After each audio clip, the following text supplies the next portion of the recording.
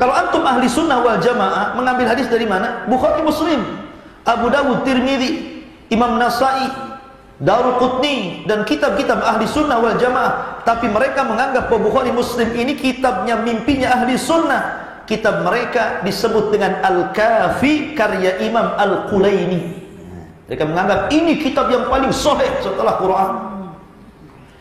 Jadi mereka tidak, apa Bukhari, apa Muslim, dilempar sama mereka. Itu mimpinya ahli sunnah katanya.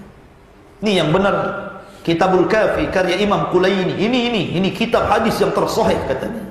Semua diambil dari Ashabul Bait. Ustadz Abu ini dengan segala macam ocehannya dan tanpa didukung oleh bukti pernyataan ulama Syiah sedikit pun telah menuduh Syiah menganggap bahwa Sahih Bukhari dan Muslim adalah kitab mimpi atau hayalan ahlu sunnah. Padahal pernyataan tersebut tidak berdasar. Artinya kelompok Syiah menerima riwayat dan hadis dari manapun selama hal itu tidak bertentangan dengan Al-Quran. Karena prinsip Syiah adalah mengembalikan kesahihan hadis ataupun riwayat kepada Al-Quran. Sebagaimana yang sudah kami jelaskan dalam video jawaban tentang hal itu. Sebab itu tidak ada kitab Syiah manapun yang diberi label kitab sahih, termasuk Al-Kafi karya Al-Qulaini. Apalagi dinyatakan kitab sahih setelah Al-Quran. Berikut ini pernyataan Al-Qulaini, penyusun kitab Al-Kafi, bahwa riwayat yang dinukil di dalam kitab yang disusunnya tersebut tidak semuanya sahih, sehingga semua riwayat yang di dalamnya tidak bisa diterima secara mutlak. Di dalam kitab Al-Kafi, karya Al-Qulaini, salah satu ulama Imamiyah, jilid 1 dan 2, yang diterbitkan oleh Darul Murtadho, cetakan pertama tahun 2005, halaman 9. Al-Qulaini berkata, "Ketahuilah wahai saudaraku, sesungguhnya tidaklah banyak waktu bagi seorang membedakan riwayat-riwayat yang datang dari para imam alaihimussalam dengan pendapatnya sendiri, kecuali didasarkan atas apa yang diucapkan imam. Sodorkan riwayat-riwayat itu kepada Al-Quran. Apa yang sesuai ambillah, dan yang bertentangan dengannya tinggalkan." Dan ucapan beliau alaihissalam, "Selisih kaum itu yaitu pengikut para penguasa, karena kebenaran berada pada menyelisihi mereka." Dan ucapan beliau alaihissalam, "Ambillah yang disepakati, sebab yang disepakati itu tidak mengandung keraguan. Dan kami tidak mengetahui dari semua itu, melainkan sebagian kecil. Kami tidak mendapatkan sesuatu yang lebih berhati-hati dan lebih luas dari mengembalikan semua itu kepada imam dan menerima perkara itu berdasarkan ucapan beliau alaihissalam. Maka dengan yang mana dari riwayat-riwayat itu kalian mengambilnya sebagai bukti kepatuhan, itu boleh. Allah telah memudahkan penulisan apa yang engkau minta." Kemudian Al-Qulaini berkata, "Dan saya berharap ia sesuai seperti harapanmu. Walaupun di dalamnya, yaitu di dalam kitab Al-Kafi, terdapat keteledoran. Kami tegaskan, walaupun di dalamnya terdapat keteledoran, maka niat baik kami untuk memberi nasihat tidaklah teledor."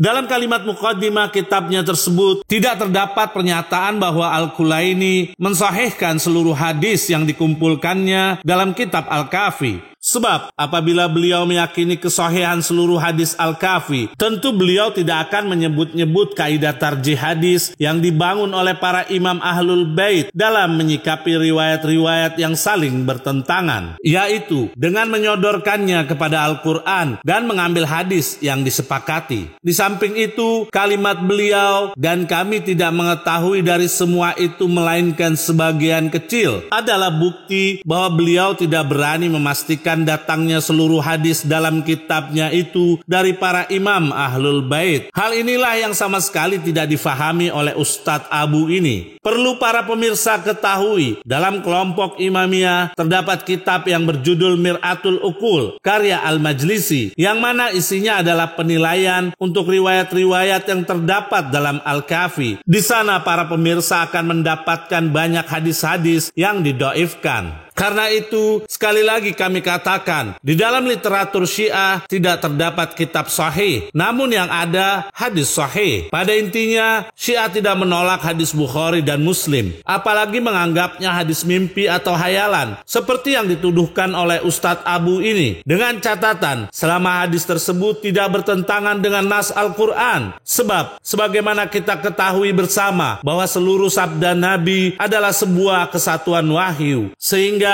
tidak akan pernah bertentangan dengan Al-Quran. Namun dalam sabdanya yang lain, Rasulullah juga memberi arahan kepada umatnya agar berhati-hati ketika melihat maupun menerima suatu riwayat, seperti sabda beliau yang termuat di dalam kitab berikut. Dalam kitab Musnad Ahmad bin Hambal, jilid 1 yang ditahqiq oleh Syuaib Al-Arnaud, yang diterbitkan oleh Muassasah Ar-Risalah, halaman 410. Abdul Husni Basari berkata, aku berkunjung ke kota Madinah, kemudian bertemu dengan Aslam, budak Umar bin Al-Khattab. Aku berkata, ceritakanlah kepadaku sesuatu dari Umar. Dia berkata, aku tidak bisa. Aku takut menambahkan atau mengurangi. Karena ketika kami berkata kepada Umar, sampaikanlah kepada kami sesuatu dari Rasulullah. Maka Umar pun menjawab, aku takut menambah atau mengurangi, walau hanya satu huruf. Sebab Nabi bersabda, barang siapa yang berdusta atas namaku, maka dia di neraka. Syuaib Al-Arnaud berkata, sahih li ghairihi, sampai kalimat dan matan hadisnya mutawatir.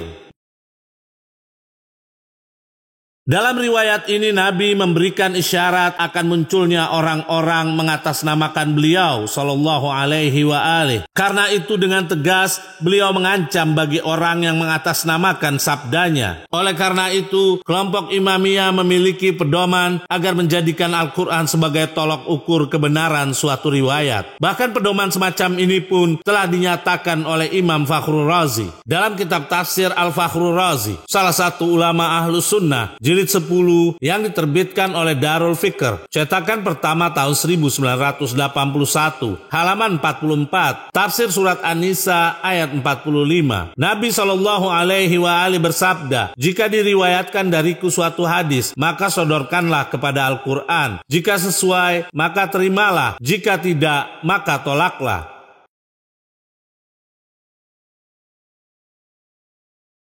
Justru kami ingin mengajukan pertanyaan kepada Ustadz Abu ini. Apa komentar Anda dari pernyataan para ulama Ahlus Sunnah tentang kedudukan Bukhari dan Muslim? Berikut ini. Dalam kitab Ilzamat wa Tatabbu, karya Ad-Daruqutni, salah satu ulama Ahlus Sunnah, yang diterbitkan oleh Darul Athar, cetakan ketiga tahun 2009, halaman 209. Ad-Daruqutni berkata, permulaan penyebutan hadis-hadis yang cacat yang termuat dalam kitab Bukhari dan Muslim atau salah satu dari keduanya, aku menjelaskan kecacatannya dan yang benar darinya.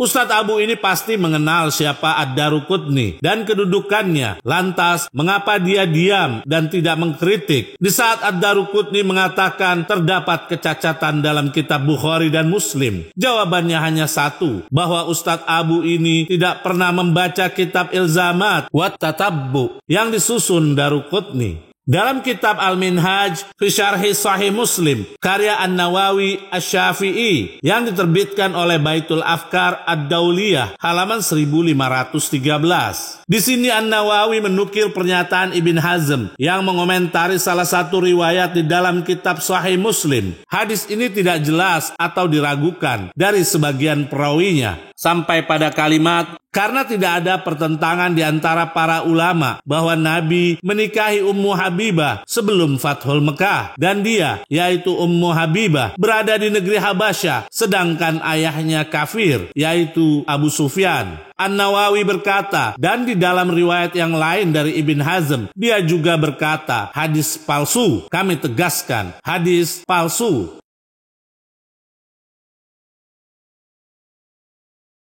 Sungguh berani Ibn Hazm menyatakan bahwa ada riwayat dalam Sahih Muslim yang palsu. Dan sungguh tidak berani Ustadz Wahabi ini mengkritik Ibn Hazm. Dalam kitab Al-Wusul Ilal Usul, karya Ibn Burhan, salah satu ulama Ahlus Sunnah, jilid 2, yang diterbitkan oleh Maktabah Al-Ma'arif, Cetakan pertama tahun 1984, halaman 172 sampai 174. Ibn Burhan berkata, khobar wahid tidaklah bermanfaat secara keilmuan. Berbeda dengan pendapat ashabul hadis, karena mereka mengira bahwa semua yang diriwayatkan oleh Muslim dan Bukhari pasti sahih. Sedangkan pegangan kami adalah sesungguhnya ilmu jika didapati dengannya, pasti didapati pula untuk segenap manusia, seperti ilmu dengan riwayat-riwayat mutawatir. Dan karena Bukhari bukanlah seorang maksum dari kesalahan, maka kami tidaklah memastikan yaitu kesahihan dengan pernyataannya. Karena ulama hadis dan ulama lain menyalahkan Muslim dan Bukhari, serta menetapkan kesalahan keduanya. Jikalau pendapat keduanya pasti benar, maka tidak mungkin hal itu terjadi atas mereka berdua sampai kalimat dan tidak ada pegangan untuk musuh, yaitu yang menganggap Bukhari dan Muslim sahih, kecuali sesungguhnya umat sepakat menerima dua kitab ini dan sepakat pula untuk beramal dengan keduanya. Hal ini tidaklah menunjukkan kepastian kesahihan keduanya, karena umat beramal hanya karena keyakinan pada amanat dan kepercayaan di dalam riwayat. Maka tidak semua yang diwajibkan untuk diamalkannya pasti kesahihannya.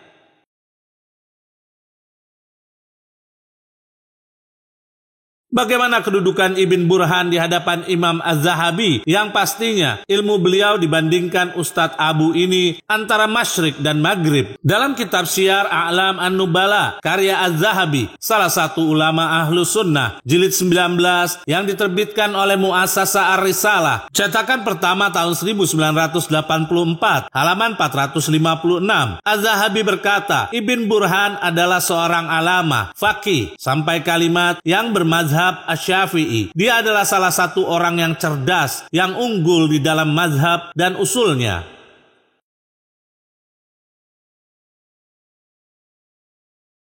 Sekarang mari kita simak pernyataan ulama kebanggaan Ustadz Abu ini, yaitu Al-Albani, di dalam mengomentari kitab Sahih Bukhari dan Muslim. Dalam kitab Silsilatul Ahadits As-Sahihah karya Al-Albani, salah satu ulama Wahabi, jilid 6 bagian 1 yang diterbitkan oleh Maktabah Al-Ma'arif, cetakan pertama tahun 1996, halaman 93. Al-Albani berkata, ini merupakan kejanggalan di dalam hadis dari puluhan contoh hadis yang menunjukkan akan kebodohan sebagian orang-orang yang baru belajar, yang fanatik akan kesahihan Bukhari dan Muslim dengan fanatik buta. Dan mereka memastikan bahwa semua yang terdapat dalam Bukhari dan Muslim adalah sahih.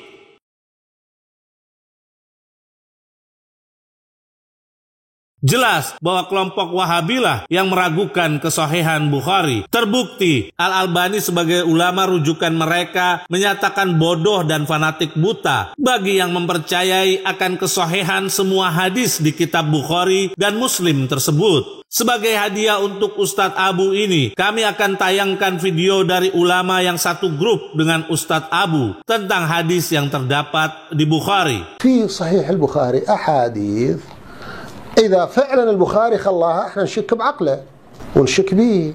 يعني مثلا في صحيح البخاري انه احد الاشخاص جاء من اليمن ومن التابعين عمرو بن ميمون يروي روايه يقول وانا في الطريق رايت قرده زنت، طبعا قصه طويله، قرده زنت فرجمها القرده فرجمتها معهم.